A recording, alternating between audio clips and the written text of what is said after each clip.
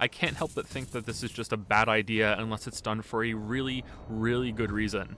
On the one hand, we have things like the Renala fight where it feels like the first part is kind of a fun gimmick, kind of like a better version of Deacons of the Deep from Dark Souls 3 again. You know, it's okay, but once you see Phase 2, this just becomes part of the run back, which is already kind of long, so I don't know if this was a good idea. It kind of limits the design space that they have for the second part of this fight, which is kind of lame and could have been much better to match how majestic it looks. Like, this is a really cool fight, kind of feels like Rom the Vacuous Spider from Bloodborne, and yet it just falls over. It's kind of a shame. Radagon is worse. This is one of the most epic moments in the game, and even though I complained about this fight earlier, I really did enjoy the link back to the first reveal trailer of the game and the music kicking in and the way that the boss's attacks link back to that trailer and the shattering of the Elden Ring. It's a really cool concept, and yet because this has to serve as the first part or introduction of a totally new fight that comes right after that you have to do again to see that fight, it really limits how far they could have gone with it. Admittedly, it does feel like a full fight, so I don't feel like they missed out on too much, but this might come back to some balance issues or it wasn't tested properly.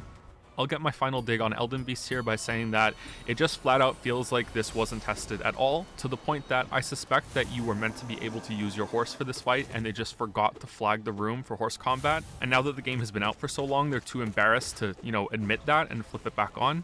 Like, Miyazaki could come to my house and tell me to my face that you weren't meant to have the horse here, for real, and I wouldn't believe him, because it just feels like you're meant to have the horse with how this monster can just jump around the place, and when you're chasing him on foot, it just feels absolutely awful. There's all this dead time that I just don't understand. Like, it also thematically fits with Torrent choosing you at the beginning and then just becoming this, like, non-entity that you just ride around on. It would have been nice if Torrent came back for the final fight as a link back to this new thing that was introduced in this game, but no, instead the fight just doesn't feel tested, doesn't feel finished, and is just miserable. This is possibly the worst final fight in any of these games, including Dark Souls 2, which, oh god, can I say that? At least, like, both these bosses kind of look cool. I won't show the Dark Souls 2 boss, but, like, maybe Elden Beast isn't that bad. It's pretty bad, though. I don't know. Oh, man, I hate the fight so much. I hate it.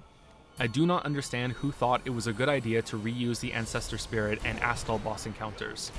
I can almost accept the Spirit as being one of a few of these altars in the underground, but the whole thing copy and pasted, including lighting the altars to activate it, leaves me dumbfounded. Astal is worse because it's the climax of one of the best sequences the game sends you on, and then the boss is duplicated as if from a casual hand wave in a cave mine dungeon in the snowfields. Why would you do that? Why?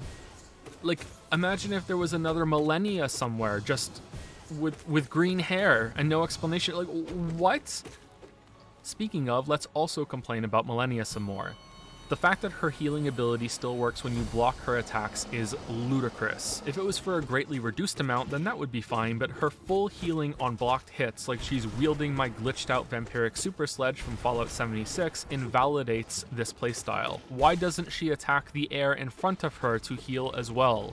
You should not demand players to have to change over to something else at the end of the game or deal with an unbelievably more difficult fight than what it should be compared to how it functions for other builds.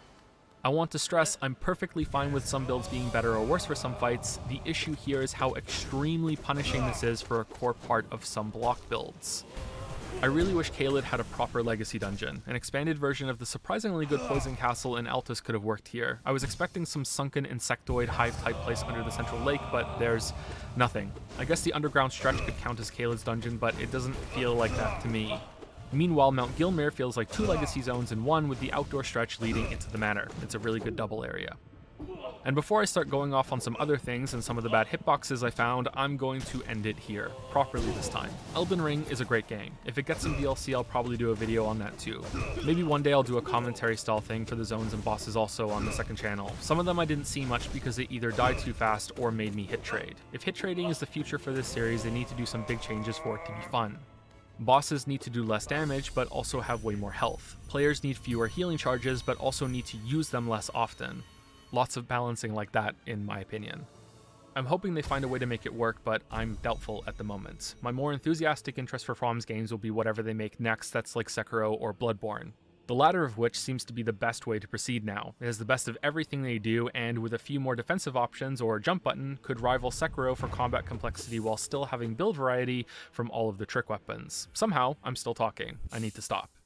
It's amazing and a little sad how much of Elden Ring's world I could praise in this video, and yet for gameplay I ended up showering praise onto other games instead. See you next time.